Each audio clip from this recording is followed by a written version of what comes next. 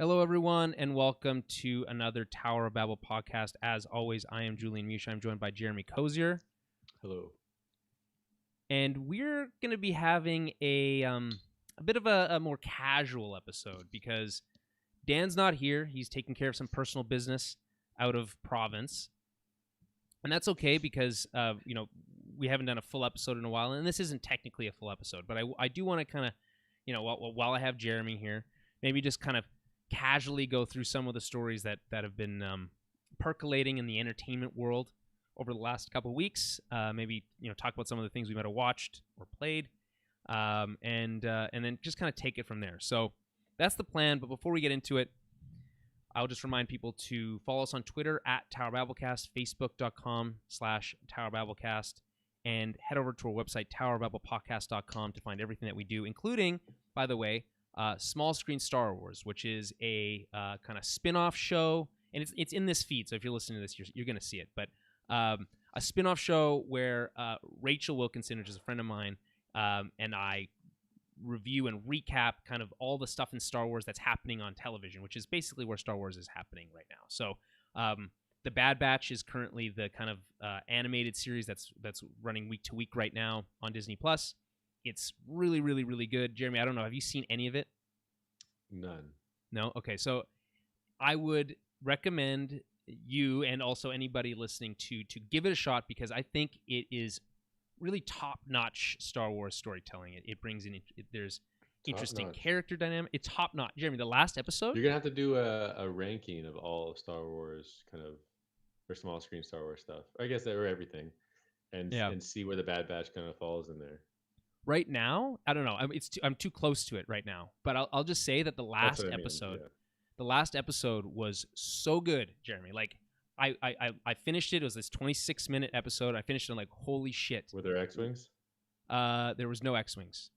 There's no X-wings because we're not far enough in the timeline. Bad Batch takes place right after the end of Revenge of the Sith. So their X-wings aren't in there. Their ARC 170s or the V-wings are still the ship of choice at that time. But like there was a character brought back in this most recent episode that we haven't seen in like over 9 years and like that. No one saw coming. Sorry? Qui-Gon Jinn. No, not Qui-Gon, not Qui-Gon Jinn. Although, the funny thing you mentioned about Qui-Gon is that like he has reappeared in other media since he died. Spoilers for Star Wars episode 1. Reprising voice duties. 100%, yeah. In Clone Wars episodes, he appeared as a Force ghost. How many lines of dialogue do we think he recorded? I don't know, like a paragraph. Oh, okay. yeah. Like he appears like how many? I guess Force ghosts have a tradition of actually having quite a lot of dialogue in Star Wars. But Qui-Gon kind of is more mysterious than that, I guess. I don't know. He does have a very unique voice, obviously, with Liam Neeson's voice, but I wouldn't be shocked, honestly, if we had him even reprise his role as Qui-Gon in the Obi-Wan show. I would be. That would just kill me. Would that be enough for you, Jeremy? Like that would be the knife in the heart for you. Yeah, I mean, it's just what a such a strong character and impactful death. What an intense kind of battle there at the end. Yep. When he dies, so it's just to see if there's in any way them able to speak again or whatever post that or whatever it is, like that would be crazy. It's so okay. So the reason I think it's not like it's very possible that would happen is because there is a book called the hell is it called? Star Wars from a Certain Point of View is what it's called. And what the kind of the concept of this book, and there's actually two of them now. There's one for A New Hope, and there's one for Empire Strikes Back. I presume they'll probably do one for Jedi. But the idea is that it's a bunch of mini stories, an anthology of mini stories from the perspective of all the like background characters in A New Hope. So every character that like didn't get a name or was just like in the background somewhere, there is their story. And it's like, I don't know, it's like short stories, right? Some are better than others, but there are two, and I listened to the audiobook version of it. There are two Obi-Wan mini episodes mini short stories, and one of them is him, Obi-Wan, having this like Force connection conversation with Obi-Wan, and with Qui-Gon, and it's so good. Like, So it's this is now a Star super Wars good. podcast, just so everyone is aware. Hey, I told you this would be casual, right? It can be whatever. It can be whatever we want it to be. Right, you're emphasizing casual. That's true. Right. So anyway, what I'm saying is I wouldn't be shocked. I know we're probably going to get more on Obi-Wan very soon. The one thing that's interesting, I want to get your take, Jeremy. Disney Plus announced that they're going to be releasing all of their new standalone Disney Plus original shows on Wednesdays instead of Fridays. Yeah, What do you? I mean, does that like? it's just I just don't care. Just like, who cares? I mean, I get. Fridays is obviously way better. Like, I feel like the end of the week, people look forward to that. Especially if you can't really do much. Uh, so it's more of an eventful feeling that way. Right. It's more likely that people are going to tune in rather than continue on with the business of their week and get lost there. So I really don't care. Like, it is what it is, I guess. Yeah, I mean, it's funny you should say that. I don't care, because I think ultimately most people don't give a shit. But I'm obviously like hyper attuned and hyper aware of these things, and I get excited. And we've talked about it on the show a million times, the week to week model. It's winning, right? Like, it's the Netflix. Yeah, I'm tired binge of it all us even thing bringing this up. We already knew that. We've been calling this. I just feel vindicated. I want to bring it up all the time. Yeah, obviously you're. Yeah. No, but it's what's funny to me is actually because as much as things change and become new, the more they stay the same, or we go back to things how they used to be. Because in a lot of ways, moving from Friday to Wednesday, like they did with Loki, for instance, because Loki made huge numbers. There's their biggest premiere on for a Disney original on Disney Plus yet. And that was on a Wednesday, and they're like, okay, well, that seals the deal. So all the ones going forward are going to be on Wednesdays, right? I'm like, okay, interesting enough. But what is compelling to me is that, like, back in the day when we were dealing with shows that were on network television, right? Shows sometimes moved from like a Tuesday slot to like a Thursday slot, or a Wednesday slot to a Friday slot, or whatever, right? Or up and down even on the same day, from like a 7 p.m. to like an 8 p.m. or an 8 p.m. to like a 6 p.m. And it was all about optimizing views, right? Because you had to be in front of the TV at that exact time to catch that show, right? It became less of an issue when like TiVo and DVRs became a thing, and you could just watch it whenever. And then obviously the logical next thing is that you can watch it whenever you want because it's streaming, right? But what's funny here is it's the same concept, because they're like, well, Netflix releases their new shows and their movies on Fridays. And they're like, we don't want to compete with that, so we're just going to do Wednesdays. Wednesdays are going to be our day, right? And, HBO has kind of claimed Sundays for quite a while. It's kind of been the thing for, long before Game of Thrones, but certainly was cemented with Game of Thrones. So I don't a lot to say, but not really much. But I just like this idea that we're kind of getting back to this idea of like optimizing, like which days make the most sense. And you bring up a good point, because you're like, well, more people are going to watch it probably if it comes out on Wednesday, because on Friday, people are going out to, here, people are going to the cabin, or, it's summer, they're not, like, it's the weekend and no one really gives a shit. And the thing that is, I think, kind of odd in the first place is because everyone started with like, well, we'll do Fridays, right? It makes perfect sense. Netflix was doing it. They did it with Mandalorian, and it worked fine enough. But if you go back again to network television, Fridays is where you put shows to die. You put Friday night primetime was like garbage TV, because no one was watching watching TV but on Friday night lockdown, primetime. it was the opposite. So it's just kind of that transition away from that. Yeah. So I wouldn't be shocked if you had like HBO Max kind of be like, you know what we're gonna do, or I guess they kind of do Sundays again already, but like or what the hell's the other one? Paramount Plus. They're like, Tuesdays are our day, for our big originals. I wouldn't be shocked. There's nothing like Sopranos on a Sunday night. Is Jeremy? Correct me if I'm wrong. Is there a prequel Sopranos movie coming? Yeah, I think so. Like there's something about with the late actor's son, like playing a younger version of him. Really? James Gandolfini, like his actual son. Really? That's Yeah, I think we crazy. talked about that a long time ago. So I don't know. Maybe that's just stalled out, or Well, who knows?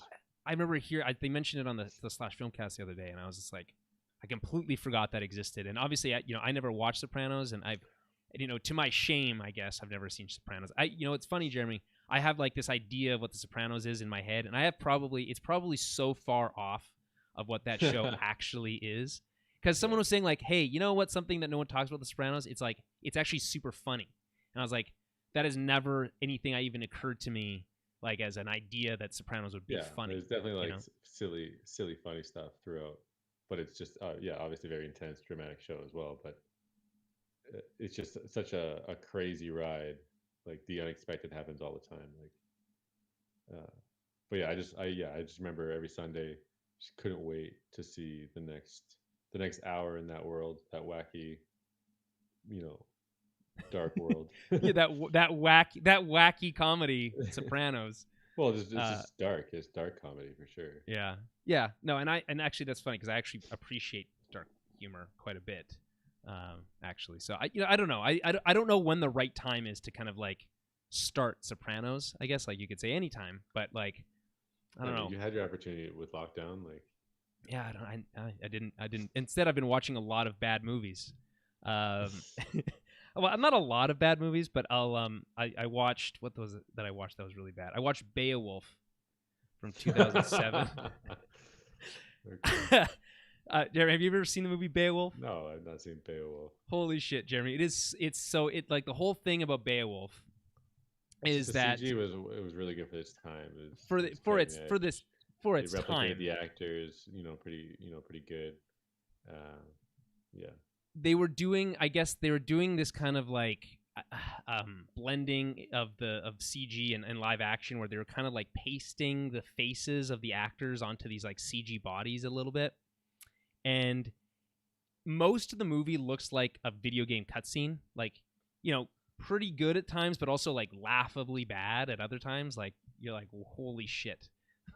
Like, why do I care? There's like no stakes because everything feels made up and fake, right?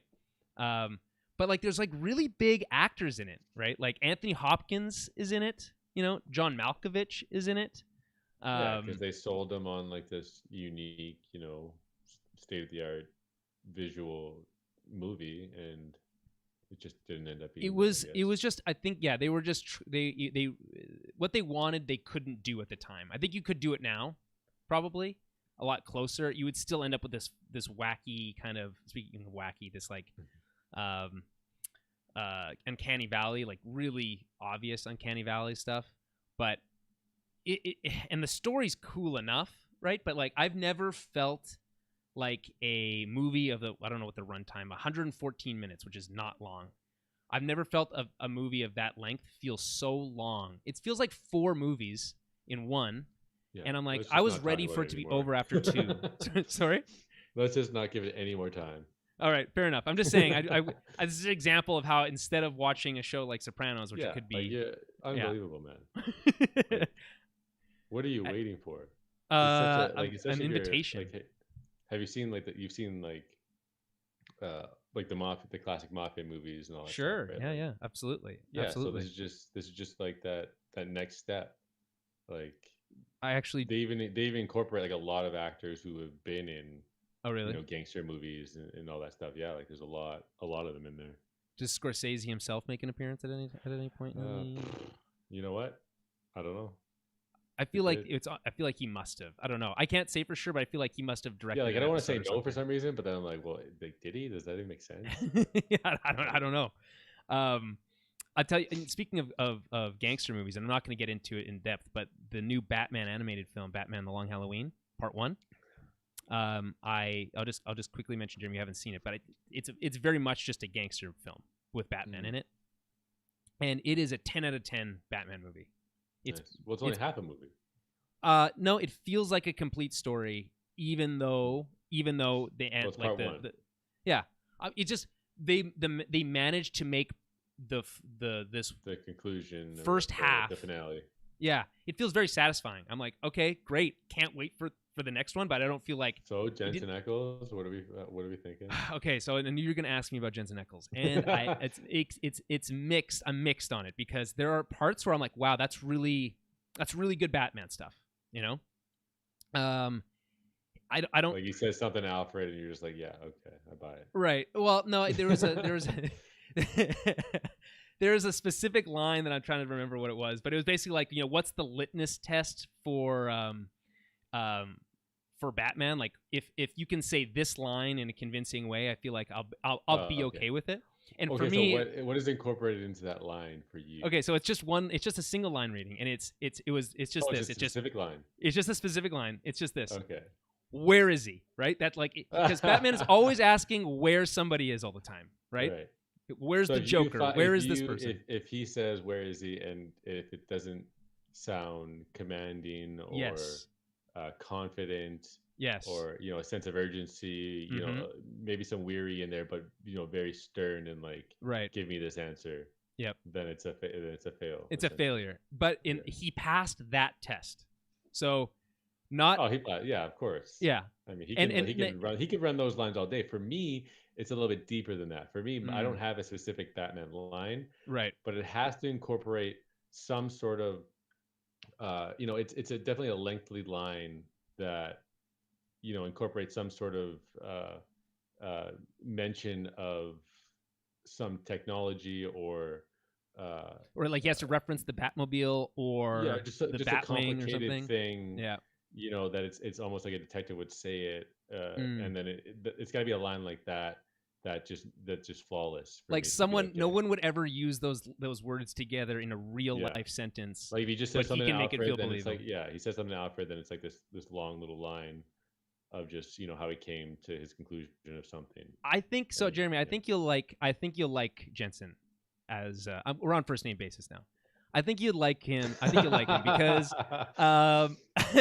yeah, no, I've already been poking fun at it because I feel like from the trailer alone we were kind of weary of it, or whatever, you were at least, and I just thought he just sounds cool though. Like he just has that cool tone that we're not going to make fun of at all, right? So now it just depends on the delivery of the actual like dialogue. So exactly, 100%, 100%, and like I just think there's a couple ones where I'm like, and honestly, the only perfect Batman actor is Kevin Conroy, right? Like I think we can agree on that. But anyway, I read comics, I could hear his voice. I'm reading lines from all different writers. Are you telling me, Jeremy, you're not hearing Christian Bale? No, when you're not hearing Christian Bale. Okay, that's the rumor is that Pattinson's is going to be more of like a whisper, a very quiet voice, more like a damaged kind of person. Yeah, and I remember there was a quote where he said he kind of got inspiration from Willem Dafoe's character from The Lighthouse. I haven't seen The Lighthouse. Me neither. I know Daniel has. Daniel has. I don't know if I could ever. Like that's one of those movies where like I don't know if I'll ever be in a mood to watch that movie.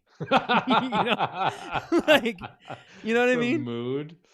Yeah. I mean, like if it's like a stormy night, it's like maybe it's one of those like I guess I could see that. Kind of replicate the weather conditions that they might face. Ooh, maybe okay. I would have to be a stormy night, and I have to be like at the cabin or something. Yeah, at the cabin. Yeah. Or if you're on a boat or something, you just throw it on the DVD player or the portable DVD player or whatever. Exactly. Yeah.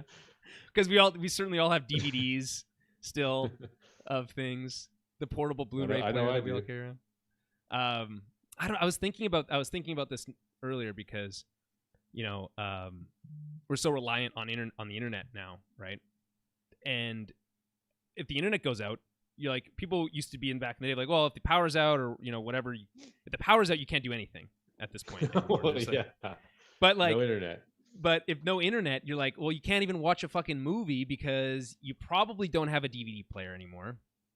And even if you did, which DVDs do you have? Day since I was born. Has it come? I'm always prepared when it comes to physical media, entertainment, video games. Yeah. Like I think I remember buying. I think it was for the Wii because I was late on that console. I really cared to get it right away. I remember you did. Yeah, day one, buddy. Day one. But once they started announcing some games that would eventually be coming out, you know, I was like, yeah, I want this for Christmas. So like, just make it a Christmas gift. I don't want to pay for this thing. Mm-hmm.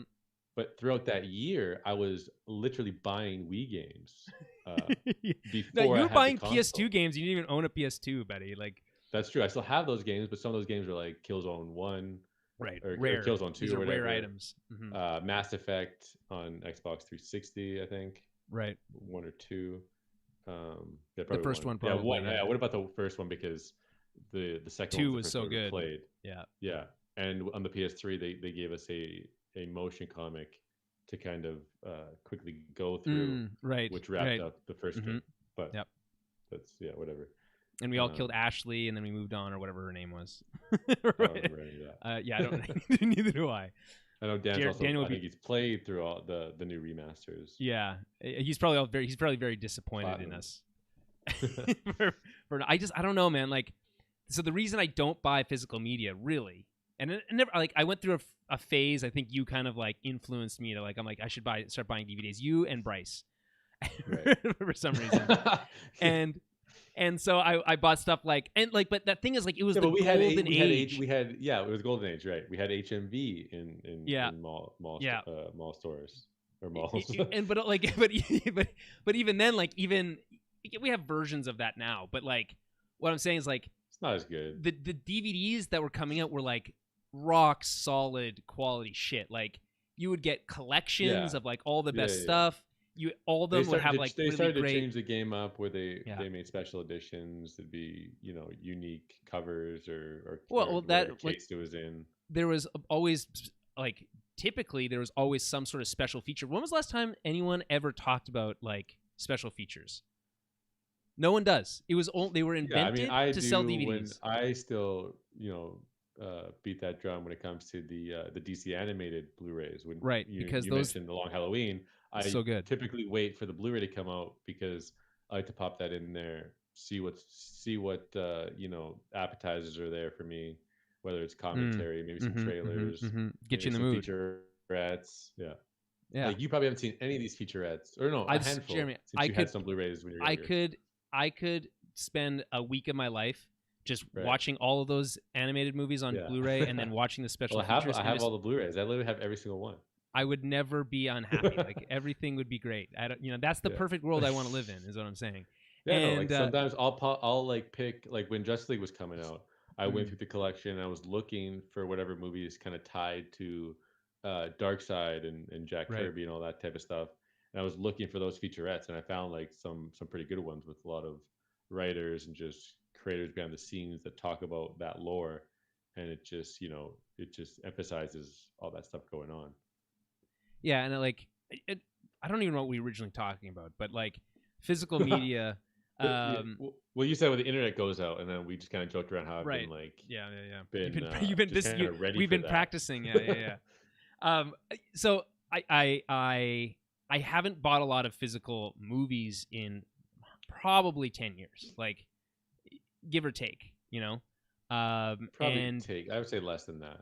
You think so? I don't know, man. Like, it's been 10 years ago. It was 2011, dude. That you were definitely buying stuff. I stopped buying DVDs basically after high school. So so now that I have a Blu-ray player on my PlayStation 5, which no one can get, so I'm very fortunate. I want to I only want to get the best of the best shit. Like, I don't want to mess around. I'm not going to get. That's happening with 4K collections. Right. Like they have really cool, like, unique runs of certain movies that are kind of capturing those old DVD days, for me at least. Like, because they're just such unique releases. Like Blade Runner 2049. They're not available everywhere, right? Like, yeah, you kind of have to like seek them out. Like they're made for like fans. Well, they're made for cinephiles. Yeah, right? Like, basically. no one else gives a shit. Which DVDs weren't. DVDs were just pumped out and put in every store. Exactly. Which is why it was the golden age. Yeah. Yeah. And then they had to make. Then it was even. Yeah, it got even better though, because then they started making like really cool, unique cases and stuff. And when you mentioned Bryce, I laughed right away because I feel like I remember convincing him to get like the Jurassic Park like trilogy. Yes, I got that same one. And like I just thought it was so funny because it was like the doors like Yeah, they opening open or up. whatever of Yep. the park. And like he just spent like it was just like so much money and like it just could like we kind of like had a laugh like almost like he regretted it or something. But and then Reservoir Dogs always comes to my mind because it had like that tint like that the gas can Yes. type Yep. thing. I also another one that Um, jumps to mind is the Ace Ventura collection mm, because it also had the animated show on it. okay, that's And which nice. and like I don't know, Ace Ventura has been coming up a lot recently for some reason in a lot of conversations just generally. I'm not Yeah. even the one bringing it up because Jeremy, I'll bring up Ace Ventura at the drop of a hat. At any You know point. me. Yeah, absolutely. And I don't know why. I guess maybe it's just been percolating. I think maybe they went on Netflix or something. That typically, I don't know if you noticed this, Jeremy. Like if you're talking to people about like what, about movies or whatever, do you find that like you'll get these like resurgence of like conversations about movies that you haven't talked about in forever, but it's just because a bunch of like random people have just decided that it came to Netflix and then it got decently popular on Netflix or people decide to rewatch it. Like the Yeah, Austin it's usually Powers how it movie is another happens. good one. Yeah, Yeah. yeah. Austin Powers. That was a conversation months ago. I remember Yep. a bunch of guys at work having because one person just watches it. You kind of just remember how good they were, So good. and then they bring up the jokes, and then like that one in particular, I remember like there's just so many jokes. Like it's just It's just nonstop hilarity every scene essentially so that I can be guess referenced. yeah, You it's know, so all of them are good. Like there's really no bad jokes in that movie, but that in was my Mike opinion. Myers' like ability, right? Even Wayne's World, like there's just so much things you can reference that you remember that's rememberable. I don't You know, think I know this is another one. I don't think I've ever seen Wayne's World beginning to end. mm, interesting. That's something I should probably I had address. yeah, I had both VHSs. Those are in the rotation for sure. Those are Okay. wild movies. Um, Speaking of Mike Myers, he's going to be doing a series, I think, and it's called the Triumvirate or something like that, and he's going to be playing like a bunch of characters again, kind of like back to classic Mike Myers, kind of like doing everything. And it's about it's about a Canadian journalist who discovers this kind of like secret society that's like running the world. Apparently, it's a reference to I'm Married an Axe Murderer, Mm. which is like a movie from the '90s, I think. Yeah, Where so I married an axe murderer. yeah, and I've never seen it. And I've seen it. in that movie, they reference this organization, like the whatever the Triumvirate or whatever they're The called, world elite. essentially, and and no, like it's never been referenced or mentioned again. It's not a real word. And then like just recently, within the last couple of weeks, it just came up and it was like, yeah, Mike Myers is coming back. He's decided he's gonna be playing a bunch of different characters, and kind of like just doing his own thing again. And I'm actually, you know what? I'm here for it. I'm excited about that. Sure. This like is a new Mike Myers like comedy, like is that going to get you is that Yeah, going I to get mean, you back in the seat? if he's gonna make something, I mean, and he's creating it, like I'm sure there's a reason for it, and he's got something to say. I mean, I think recently, kind of left a bad taste in my mouth was their whole, I guess it was like DoorDash commercial promo, which they use like their Wayne's World Right. Yes. characters. Yes. I thought Yeah. that was pretty lame. Where they were like Um, doing like they're like pretending like they were doing like inserts for them. Or like yeah, something like yeah, that. I was yeah, like, yeah. this is kind of weird, whatever. But yeah, I Yeah. mean, he wants to make something that he has an idea for. Yeah, why not? Like, And what I like is that definitely it's can. like new. It's a new thing. It's not just like, Yeah, oh, he's going to do another Austin Powers, because like I don't well, I know, love Guru too. you know. Hey, you know what? I think Love Guru gets a bad rap. I think that movie's actually pretty funny. I like personally. Probably not. It's if you like Austin Powers, like it's in that vein. It's very like very Everyone likes Austin Powers, so and that's why I'm surprised that more people don't like. you might be on the wrong side of this. This thing, then. Maybe. Okay, let's see. Was there any other stories that we can talk about? Yes, there's one that I mentioned right off the top that I wanted, or before we started recording, that I wanted to touch on. So there was a new Suicide Squad trailer, right? Or sorry, the Suicide Squad, because we want to be clear, right? And James Gunn, a couple days later, I think with IGN, did like a commentary track for the trailer. Okay. That was like very much like it's if you listen to it, it very much sounds like a director doing a director's commentary for their film. But again, this is just for the trailer, and this is obviously before the movie comes out, although it is pretty soon. I think it's in August, so it's pretty cool. What do you think of the idea? Speaking of, just coming off of talking about director's cuts and bonus content and all that kind of stuff that used to be on DVDs. What do you make of like this idea of like, okay, we're gonna instead no one watches that stuff or no one cares and it's not in front of anybody. So to kind of get a similar feel, we're gonna do directors' commentaries for the trailers now. This is the first time I've seen it. I kind of like the idea personally. Well, I think that there's content that's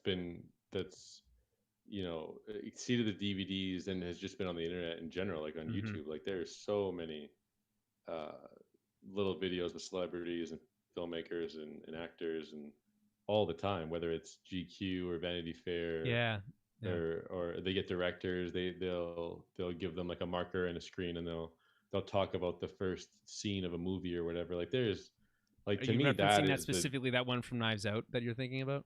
Is that what you're well, there's thinking Knives about? Out. I just watched the John Krasinski one for Quiet Place 2, Part 2, Okay. which is pretty cool. Obviously, I've seen all the Zack Snyder ones. Right.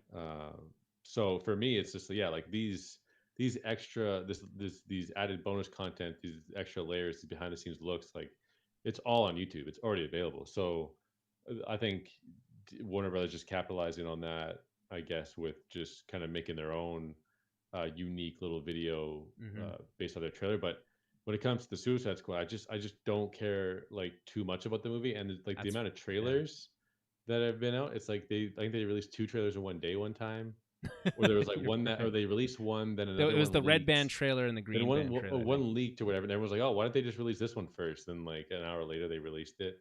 Yeah. I just don't care. I don't know how what to tell you. I just don't care. So that's so funny because I was like I wanted to take your temperature on this movie again too, because like I guess like who cares, man? King Shark pointing at his hand. You know what I mean? Like is the jokes with John Cena. Well, Jeremy, I mean that's all like, taken out of that's all taken out of context, I suppose. But like, yeah, like it'll be I said it'll be a fun time. It'll be very interesting to see who gets killed. One by one. Obviously, a lot of them are not going to make it to the end. So yeah, like let me just see this thing, but I just don't care to like see all these bonus content things leading up to it. You're ready to just watch the movie now. Yeah. I don't know. Like again, just speaking just broadly about that movie, I am more excited about it now than I think I was. I don't know. Maybe that director's commentary did the did the trick for me. I maybe I was already in the bag for the movie. I'm obviously going to watch it anyway, but I am excited to see what James Gunn does with this. In the DCEU for the first time. What do you think he's going to do?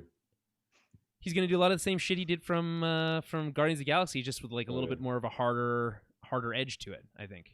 Don't you think? Or yeah, I mean, a harder edge. Yeah, I guess. Yeah, sure. I mean, yeah. Like the jokes in Guardians of the Galaxy are pretty good, but they're all fairly like tame. There's not really anything. And not that I need raunchy humor for it to be good, but I think like it's going to be very similar. It's just going to be a little bit more like R-rated, obviously, because it is R-rated. But yeah.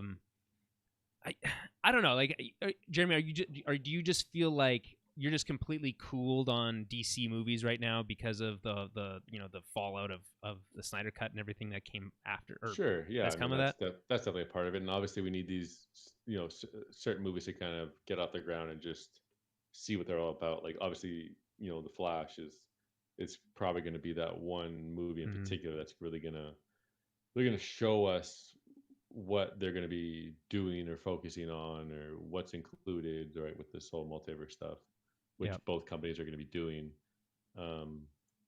So yeah, for sure. I mean, and especially even with the Suicide Squad, it's like what is it? Like we just we had that other one, and like that's a whole but that movie sucked. Cut of its own, and it's like let's keep some of the actors and let's just change it completely. And but then it's like, who's the Superman in that universe? Is it Henry Cavill or not? Like, there's just all those. Well, that's funny because James Gunn says that same thing in his director's commentary, where he's just like, we might reference Superman, but it could be any Superman. The Superman ICU thing. Did you see that? Yeah. So yeah, he talks about how the character that Idris Elba plays is kind of like is technically a comic book character, but very different than the character from the comics that he's based on, and kind of like he was written. So I don't know what I'll actually get your impression on this at the same time. He wrote the character for Idris Elba first and foremost, and then looked to the comics to see which character he could put into that character, the character he had written for Idris Elba's shoes. Right. Yeah, it's a real DC character. Right. So he was like, he debated, well, I could create a new character, which of course you can always make new characters. But he's like, okay, well, he kind of was close enough at Sportsmaster or whatever. I think. I don't think it's that one. It's not. It's something like that. But like, he decided, okay, I'm gonna go with this specific character, and then one of the character's backstories in the movie is that he put Superman in the ICU, but then he specifically mentions like, well.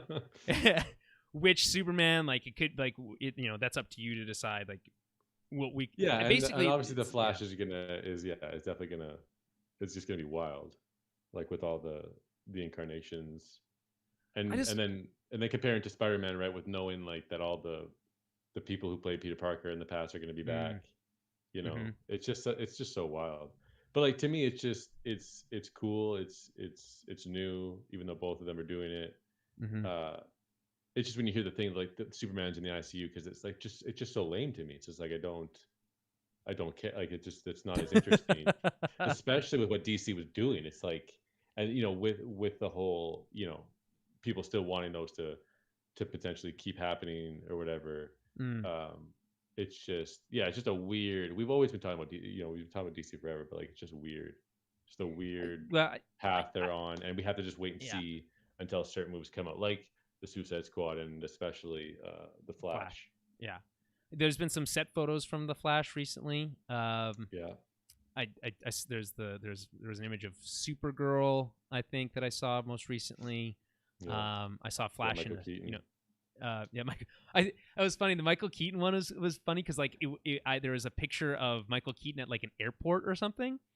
And all it was like, listen, I don't know what Michael Keaton's doing here or what he's here for, but that's fucking Batman hair if I've ever seen it. And I was like, okay, I feel like that's a bit of a reach because he just had a crew cut. Like it was like a simple haircut, but obviously he has a very distinct like what's it called, like hairline. And I don't know, like there's a lot of like, oh yeah, like I don't know if I'm gonna do it. I'm not in it. Like just trying to play coy or whatever. Actors are for some reason very bad at that. Well, he did mention that COVID was a reason or something like that. Right, but obviously he's in it, right? Like obviously. Yeah, the set pic is just him in a suit with the hair, and then they show his car, which is like a very extravagant looking car.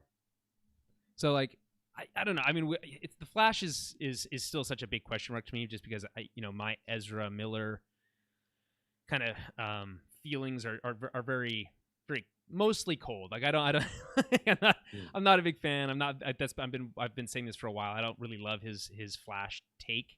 And that for all I know, that won't be a big issue because he may or may not be Flash for much longer. Who knows?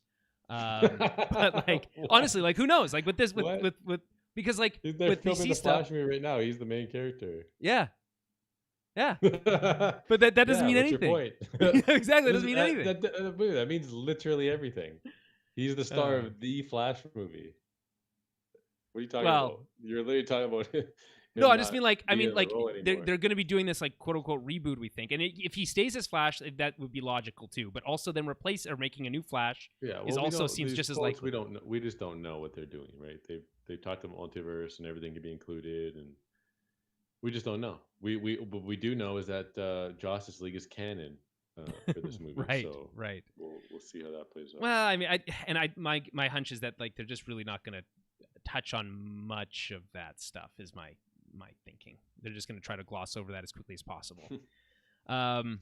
So Jeremy, I don't know, you're not aware because you can't see, but we are recording this live, and I have a very special movie that's close to my heart on behind me, Starship Troopers.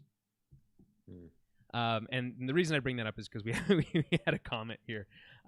Misty Jomay in the chat room. How's it going?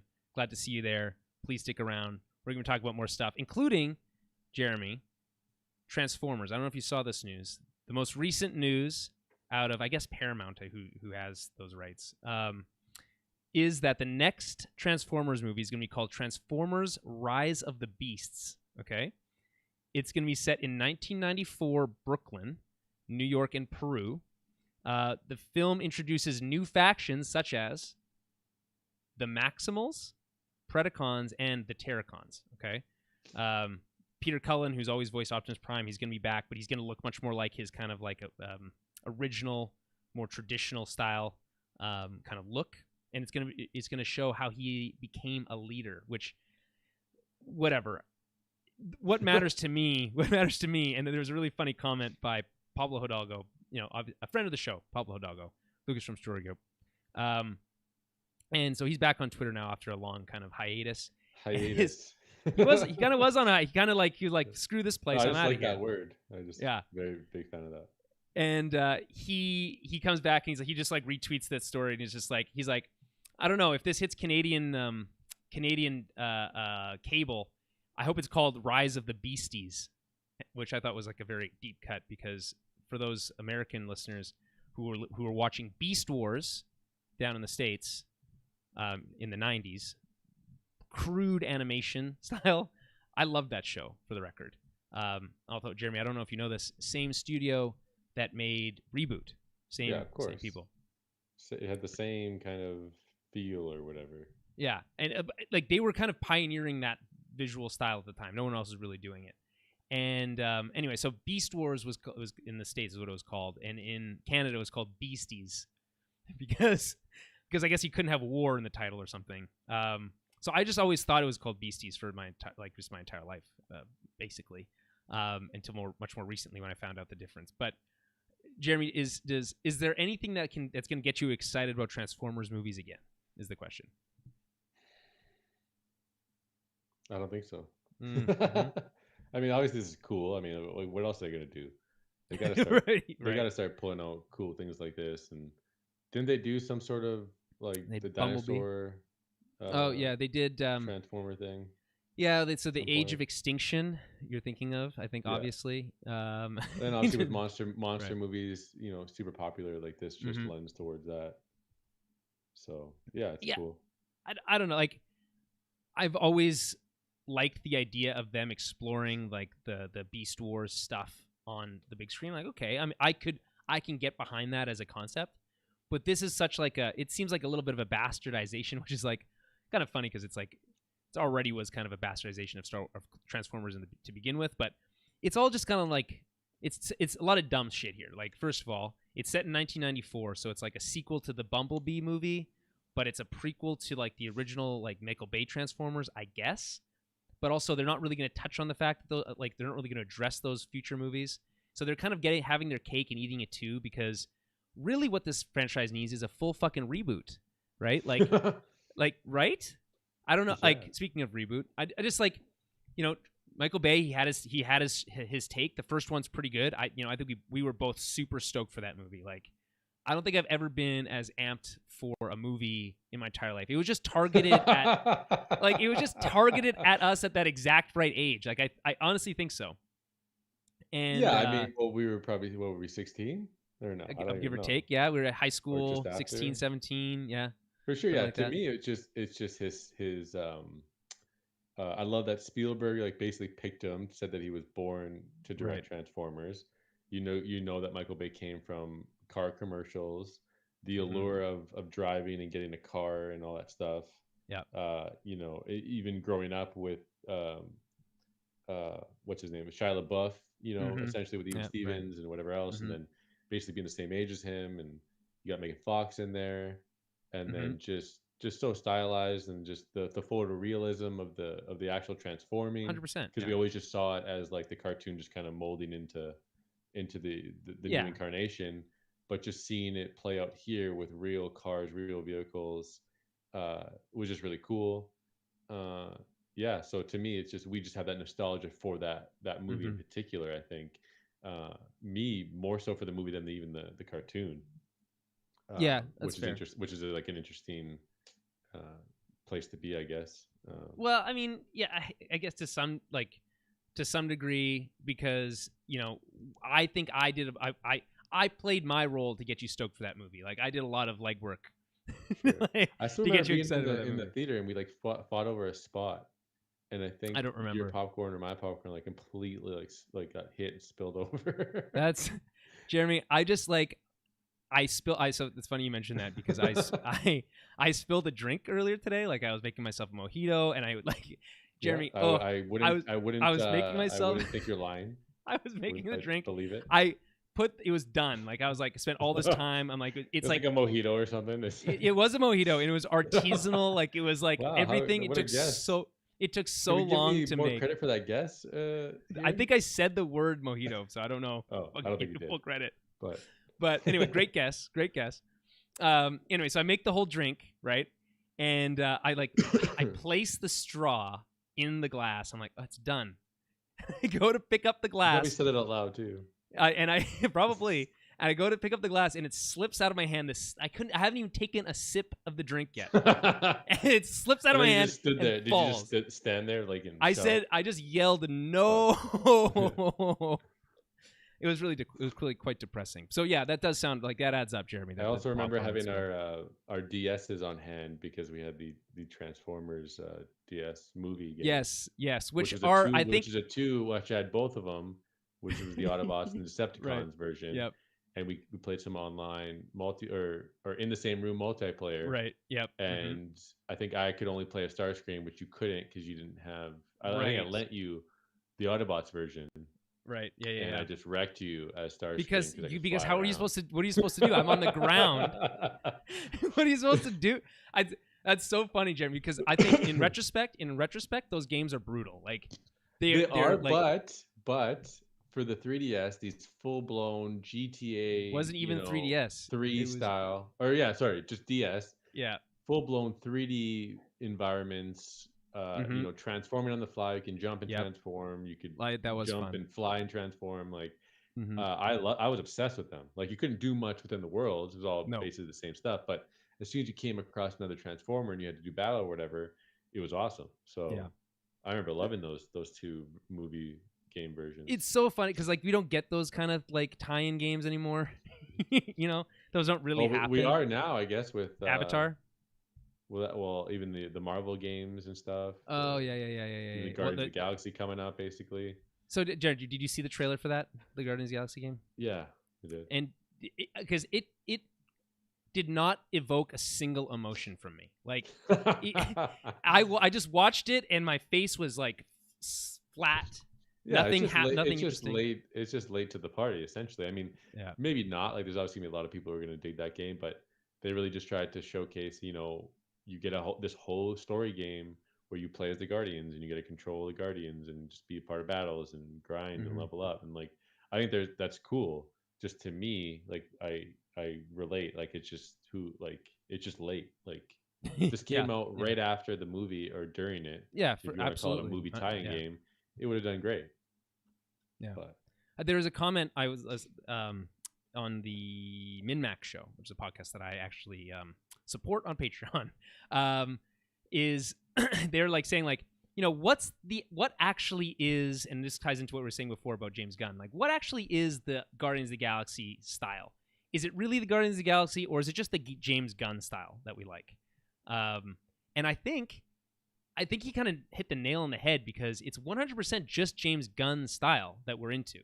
The Guardians of the Galaxy as characters, I mean, yeah, they're interesting enough characters, but like removed from what James Gunn did with them, from a visual storytelling perspective, or like the character, like the way they kind of play off each other, and the musical cues, like the way that they use this like 80s music and stuff. It's like it's very much just like this is just James Gunn's shit, And I not that like I think that's a problem, but it did give me like a bit of like maybe that's why I don't really care that much about this version of this game, because it feels like James Gunn Guardians of the Galaxy, but like watered down, or like an impression of it, maybe. I don't know. Yeah, like the Marvel's Avengers game too, which there's just extrapolating off that hype. Yeah. But like at least the Guardians of the Galaxy game is like a single player game, story driven game. Yeah, that's cool. Yeah, I'm willing to give it a shot if it gets good reviews, if that because of that. But like the Avengers, like like living game bullshit. No fucking no way. Like, I just don't have like I just don't have time for that, and I'll never finish it. Like there is no end to it, which is also annoying. I don't know. Like the Marvel Spider-Man stuff on PlayStation is like peak superhero video gaming in my opinion at this point. It's hard to beat that. Also, speaking of movie tie-ins, did you see the trailer for the Avatar game? No. So they're making an Avatar game. Ubisoft is making an Avatar game. Ubisoft. Or it could be pronounced Ubisoft. It's hard to know for sure. But they're making this Avatar game, and it's like this trailer was like pretty just like cinematics or whatever. But it's gonna be in first person, I understand, which I just feel like I don't. Did someone just ring your doorbell? Think so. I didn't even. I've never had a functioning doorbell in any place I've ever lived, so I'm just always shocked when I hear the sound of any doorbell. So anyway, I completely lost track of my thought here, but like, I guess 2 questions. Are you, speaking of being excited about things, like, are you at all excited about the upcoming movie sequels? And if so, will that excitement help you get excited for a game tie-in like that? Wait, full next gen. For what? Sorry? The Avatar game. Like the Avatar 2 is coming like this year. Well, I'm excited for the movies regardless. I mean, it's James Cameron. These Right. movies have been in development for so long. They've signed on to do multiple ones. It's just, who knows what these are going to look like, or I just feel like they're going to look great. Like, there's been advancements in film since, when did the movie come out? Like 2007 or something? 2012? Feels like, I don't know, whatever the year Beowulf came out. So yeah, like I don't need, like, it's obviously a crazy thing to know that like so many Avatar movies are in development. It's been so long since the original. We know how big that movie was in terms of release, money it made in terms of 3D, the most amount of money. And just James Cameron in general. It's like, I mean, come on, like he's just so good. It's just such a great resume of films. Like he's up there with Spielberg for me. Like, he's able to do, like, it's nuts. Yeah, 100%. Like he basically doesn't make bad movies. I mean, that's one of those like rare that you can say that. And the movies that he does make are like the best of his movies are some of the best movies ever. So T2 being like the obvious standout, I think probably there. Or Titanic yeah, for wider audiences. But like, or Aliens, but I don't know. Like it feels like I would have, and this has been said before, and so I'm not really saying anything new here. But like, it's a shame that he wasn't doing other shit, than just more Avatar stuff. That's all. He was involved with Spider-Man at one point. The ToB Maguire one before. What's his name took the project? The Sam original Raimi. Sam Raimi. Okay, Raimi. yeah. From his He's also doing Doctor Strange into the sequel, so that's pretty sweet. Mm-hmm. And I'm just like this. There is a lot to be excited about in terms of like big upcoming movies from big directors that we like, which is nice. I mean, like some of the directors that we've kind of not been had the spotlight in front of them as much, like this Spielberg's, like he's kind of he could retire anytime, obviously. Every movie he's going to make is going to be worth paying attention to, but like there's directors now that have done really interesting big things that are much more like recent that I'm like really excited about. Think of like Denis Villeneuve, and Dune comes to mind right away. Like he's built up, Denis Villeneuve, for me enough like goodwill that like I will watch anything he makes at this point, right? I will give it a shot because he just knows how to tell such an amazing story. And that's the same thing with James Cameron. So like, despite the fact that I may or may not really give a shit that much about Avatar anymore, I will watch those movies because it's James Cameron. He's earned my respect, Yeah. And Spielberg's lost it. Just kidding. Just kidding. Although Bridge of Spies, I know people like that movie, but I just find it's just so boring to me. So okay, let's see what else we got here. There's a few more stories we can touch on. Speaking of Spielberg, I like this. This is just a quick thing, but so Universal approached Spielberg about letting them reboot a Jaws franchise. Like, we want to make a new Jaws movie, right? And Spielberg was like, just like, no, fuck no. Like, you're not doing that. There's just no, you're not doing Jaws, 3D or whatever. It's just not happening. And I kind of, you know what? I respect him for that in a lot of ways. It's kind of like the, who the hell, shit. I'm putting my foot in my mouth now, but, who did Back to the Future. And basically he's just like, it's Robert Zemeckis, right? And he just like, no, those movies will never be remade as long as I'm alive, And I'm like, okay, I can get behind that. And by the way, Robert Zemeckis, who I think we all think is a great director, directed Beowulf, and that movie again is shit. So love mentioning Beowulf. it just keeps coming back around. I don't know what to tell you. Okay. What else we got here?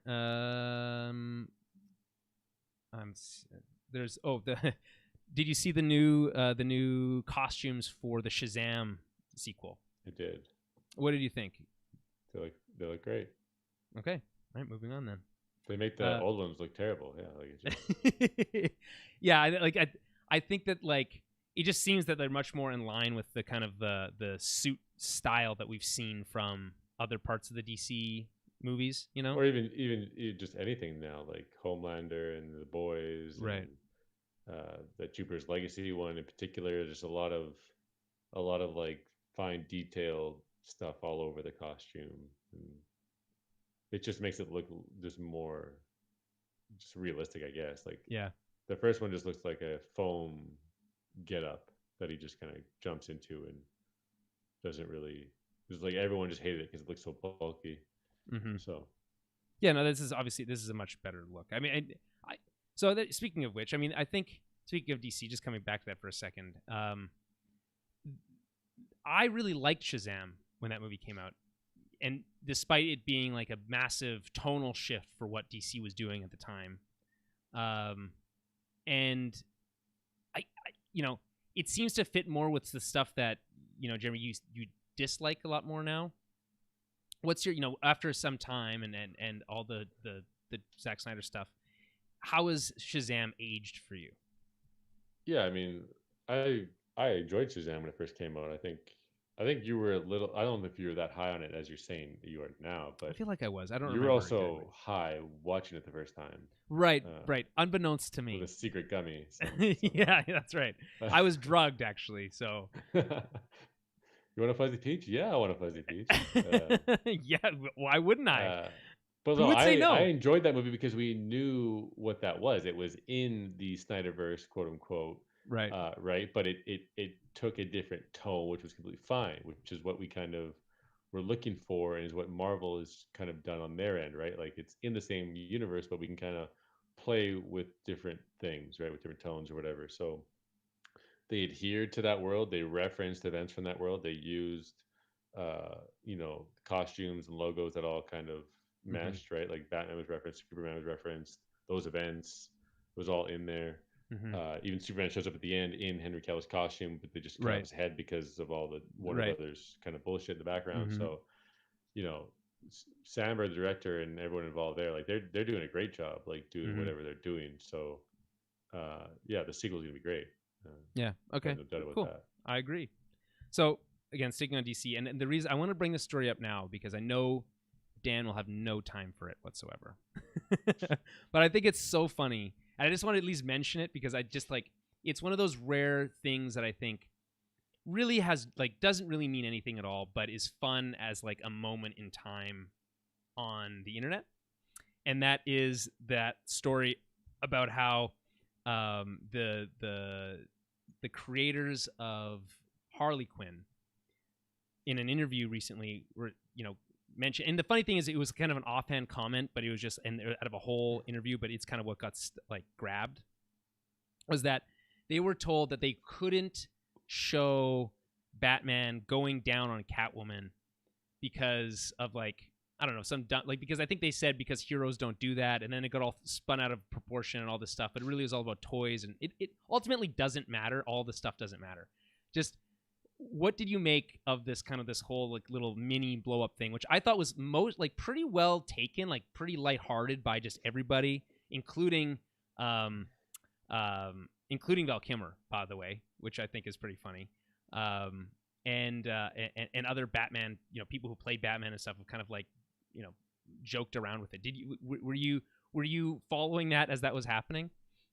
Yeah, I mean, I saw obviously pretty inescapable on the internet with what we look into and stuff. So yeah, I mean, I don't know, like it is what it is. Like everyone just like you said, I think it's clearly blown out of proportion or whatever. Mm-hmm. The whatever the quote was taken out of context. It wasn't, I like when I read it, I knew what it was for. Like when you say it was for toys Right. or it's supposed to be conveyed in a certain way. It's not saying that there's someone at the very top saying like this can never be or this is just not Mm-hmm. allowed. But then that's just how it was kind of framed, and everyone just tried to jump on and just be like, "That's stupid. Like, why Yeah, not?" but like in a way, it is kind of that way. Like they are making an R-rated like adult comedy, right? Animated comedy Yeah, on that show is not for kids. Like that's true too. I Yeah. think that is a great television, like top notch. I've only used that now. This is the second time in this podcast.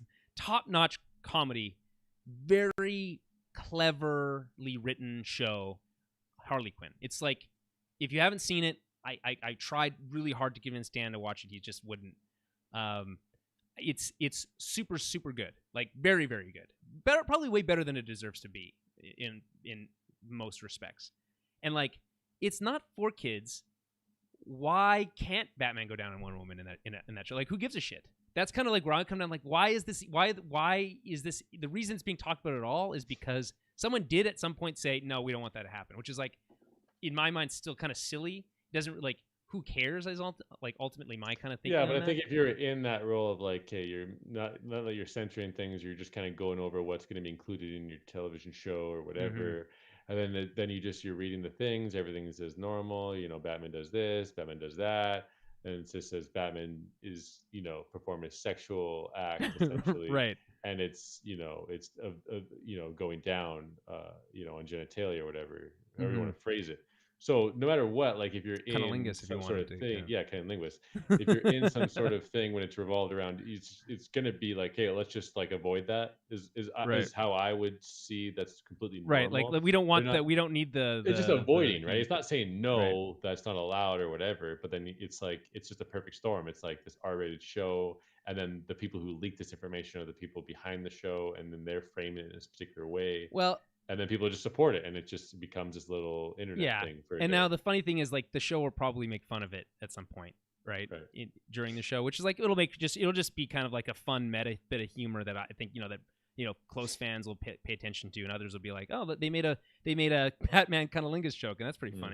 funny. So I know they fast tracked season 3 of Harley Quinn. They weren't even sure if they're going to make it, and I think that's great. I can't wait to see it. It does strike me as odd because if you have seen it, and Jeremy, have you? I don't know if you've watched much of it. I don't know if you have. I have not. No, none. So what strikes me as odd about it, and I'll just make my last point, is this like if you're going through a list of like shit that's happening in the show, there's some like really crazy shit that happens, like weird stuff, like off the wall stuff, comments by different characters and whatnot. Like this doesn't seem like the bridge too far, which is why I think it stands out. Like really, that's the thing that you're gonna say. I don't know. That's what strikes me as odd about it. But what I really appreciated and reiterate is just the way that the internet kind of lashed onto it in the most lighthearted way possible. Like even Zack Snyder like tweets out this comic book drawing and just like canon Batman going down on Wonder Woman. Like it's pretty funny stuff. Like Right. so ultimately it doesn't matter, but it's just one of those rare kind of like internet things that is probably just more fun than anything else, which I think is just rare. So what else do we got here? Quickly, have you been watching Loki? I fell asleep in the first episode, so No way you fell asleep. No way. Yeah, Have you rewatched it? No, I haven't. I know I will not. No. Yeah, no, I just can't come to care. I just can't care anymore about these shows. That's these so. Marvel shows. But the But movies, I've like, also said that from the beginning that this whole phase is just unappealing to me. It's just like it's not, like I guess they're moving things forward, but not really. They're just kind of it's not they're really. just emphasizing characters and giving them some adventures, and you can kind of just see these characters week to week and live with these characters again, and these actors who've been doing it for a long time and Hundred who've percent. made their roles iconic, and it's obviously very fun to see them in their element doing the same old things or even some new things, and then maybe towards the end it pushes the narrative or whatever. Mm-hmm. But I just don't care. I'd rather just go and watch Doctor Strange too. So I mean, so like, I think what these like a lot of these shows are what they're doing is like laying groundwork for the larger plot jumps that will happen in the movies, right? Like, what's ultimately I think you'll see is that like if you watch the movies, you'll get exactly as much information as you need to like to keep up, you know. But you'll get so much more out of them if you've seen the shows. I think that's what they're going to shoot. That's if I was making them, that's what I would shoot for, right? Because it's so much more of a ask to get people to watch these week to week shows. And like, of course, they can because they're streaming, they can be watched at any time, and that's good, right? And that makes it easy. But like, I just don't think there's ever going to be, or rarely is there ever going to be like major plot developments in these shows. I mean, like, spoilers for WandaVision, but like the quote unquote return of Vision in that show is kind of like a half return. Like it's like it's not like it's not as like big as you might see in a movie in one of the Marvel films. Now, if it was up to me, and this I don't know, I'm a little bit of two minds on this because I think I would enjoy the shows more if they had a little bit of maybe higher stakes or maybe felt like as big as the movies. But as much as they say that they are, I don't think that they've quite matched that yet in terms of scale and feel. They certainly feel like they fit in the world, but and the best example I think is Falcon and Winter Soldier, because that movie's supposed to be like this like Winter Soldier, Captain America Winter Soldier-esque, like we're gonna globe trotting spy thriller thing, but it just does not nail that tone, and it does not feel the same. It's similar, but doesn't quite work in the same level that I think Winter Soldier is like one of Marvel's best movies, right? So I just don't know if there is a right answer. Like, it sounds to me, Jeremy, like it's just ultimately they could put anything on these TV shows and just like, unless it's on the big screen, I'm not interested. Is that kind of like where No, you're I at mean, with this at this point? let's say, Moon Knight, that's going to be a thing. Right. Even if Blade was a television series, Mm-hmm. you look at like what they did with Daredevil before, even though that's obviously done and different, moving forward. But yeah, I just think it's fun to live with these fan favorite characters like Loki and just kind of be with them again. And, there's nothing wrong with that. And then with WandaVision, just kind of fleshing those characters out a bit more because we just had like the 3 movies with them. Sure. So it was just super, super cool being with them and seeing what's going on. And then for me, those epic movie type feel moments were in that narrative when when Vision kind of was breaking through and Right. through the facade and stuff, and they had their crazy intense confrontations. Mm-hmm. Like that was really cool to me. Uh, and then yeah, just knowing Loki's gonna have a bunch of fun and just kind of discover this whole new rule set that Marvel and Kevin Feige are kind of putting in play that will eventually lead to The some new stuff. multiverse. Just Yeah. for some reason, just isn't. It's not enticing me. It just feels like, hey, whatever. Like, So it's so funny because it's Wednesday we're recording this, and I really want to go watch I haven't seen it yet. I'm excited to sit down and watch the newest episode of Loki. And what I'm really enjoying, and maybe it's just because I'm just like I've grown older now, and my superhero tastes have been refined or something. I don't know, but one of the things that I think is always has been this kind of running narrative and a kind of a funny thing that I see online a lot is that, like, especially with shows and including things like Mandalorian, which is unbelievably popular, but this term filler episode, quote unquote, you've probably seen it on Twitter a bunch. yeah, People complain about filler episodes, right? Oh, it's just filler. It's filler. So, like, I get and I totally understand where people are coming from when they're like, "Oh, this is filler," right? but I like live and breathe for the filler. Like that's like I'm really starting to enjoy that shit a lot. Like these subtle character dynamics. These like it specifically, especially by the way, in Loki episode 1, which we're not going to try to spoil too much because the show's ongoing right now. But in episode 1, when we have this scene between Tom Hiddleston and what the hell's his name? The fuck is his name? Jeremy, help me out here. Blonde guy from Loki. Owen Wilson. Owen Wilson. Thank you. You have the fucking back half of the episode. I don't know why I'm swearing so much now. The back half of the episode is basically just a like one-on-one therapy session. And I know I think you mentioned in the Falcon Winter Soldier stuff, you hated the therapy session stuff. Oh, it's snooze fest. You hated it. I loved it. Oh, so bad. Because I think for me, it's like it's the exploration of the character taking notes again, inward. aren't you? No, I wasn't. I was not taking notes. No, like that's what he says to the therapist. Like right. As soon as he whips out the book, that's when he starts divulging all his secrets now because he's so annoyed that the psychiatrist whips out so you the feel pen and feel like paper. it's cliched. Oh, it's so bad, yeah. Okay, so that's a different. I can appreciate that critique for sure. But like, and obviously in that case when it's framed as an actual therapy session, you're right, it can get cliched. But like what they did with Loki, where they're like replaying back the life that Loki, what we've seen through the movies, him kind of, him dying in Endgame, and him, teaming up with Thor and Ragnarok, that kind of stuff. And they're kind of exploring it, and it can be a little on the nose at times. I don't think it's perfect, but again, this exploration of the characters inward, which we almost never get to do, I feel like in the movies. It's like, what's the next big thing we get to, we're gonna do? What's the next set piece? How can we get there? And that's fine, and I appreciate those, and I like that stuff. But the rare opportunities that you get to spend to understand a character and like what motivates them and why, what makes them tick, that stuff is cool. Like I always point back to, and obviously this is a really easy example, but there's those scenes in the Avengers movies where like they're on the helicarrier and they're having a conversation, and there's that scene where they're getting upset about what to do, and they call, he calls Tony you're just a rich guy in a suit or whatever, all that kind of stuff. That stuff is so good, right? Like there's no action there. It's just actors being those characters, right? And I feel like there's a lot of that in Loki, and I'm really, really enjoying it. And of course, Owen Wilson is just being basically Owen Wilson, but that's entertaining enough on its own.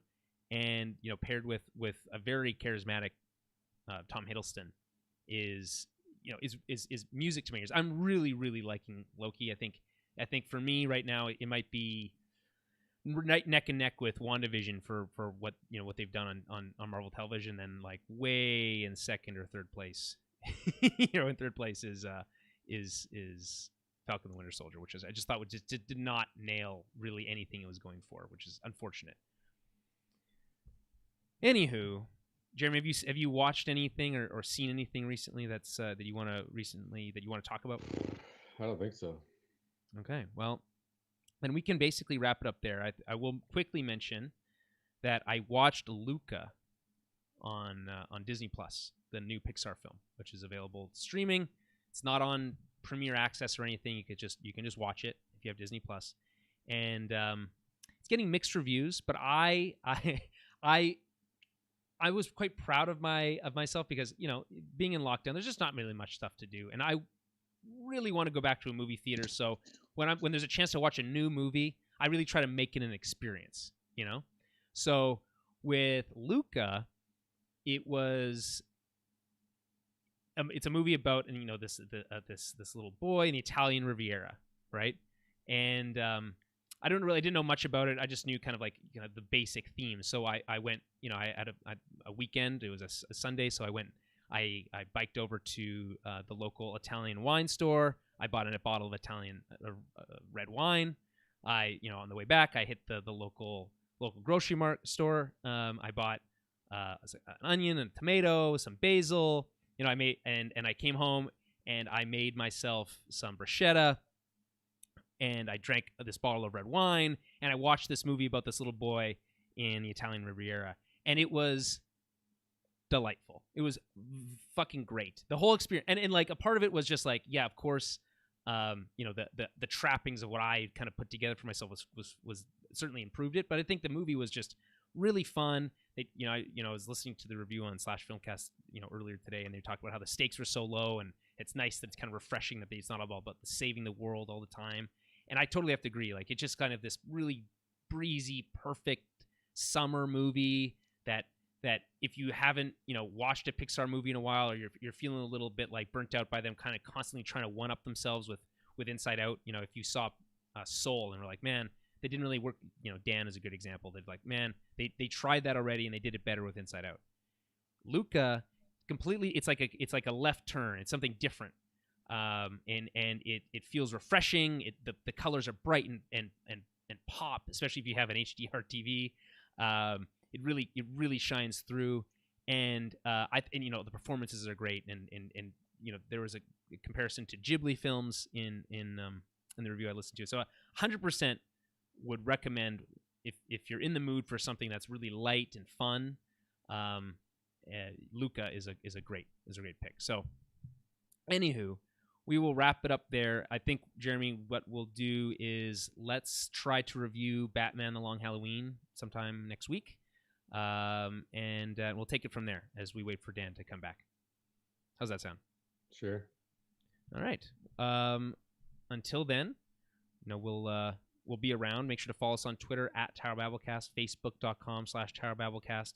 Head over to our website, towerbabble.ca or towerbabblepodcast.com, and you can find, like I said, everything we do, including Small Screen Star Wars, which is what we started the show off with. So we will be back with more Tower Babble very soon, and until then, we'll talk to you then.